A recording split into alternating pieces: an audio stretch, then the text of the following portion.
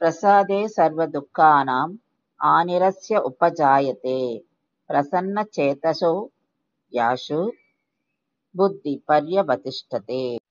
இந்த ஸ்லோகத்துல கிருஷ்ண பரமாத்மா அர்ஜுனனிடம் மனத்தெளிவு பெற்ற ஒருவனை பத்தி சொல்றார்.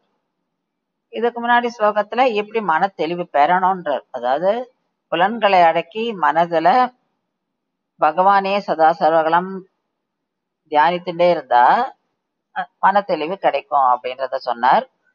இந்த ஸ்லோகத்துல அந்த மனத்தெளிவு பெற்ற ஒருவன் துக்கமே படுவதில்லை அப்படிங்கிறார். ஏன்னா அவன் அந்த அனைத்து துக்கங்களையும் அழித்து விடுகிறான். எப்படி அவன் அழிக்க முடியறது அப்படின்னா அவனுக்கு அது துக்கமாவே தெரியல. அதனால துக்கங்கள்லாம் அவனிடம் அழிந்து விடுகின்றன.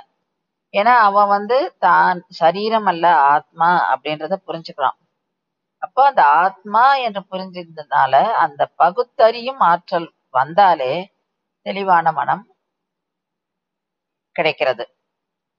அந்த தெளிவான மனம் கிடைத்தவன் தான் ஆத்ம ஞானத்தை அடைகிறான். அவன் ஆத்ம தரிசனத்தில் நிலையாக இருக்கிறான்.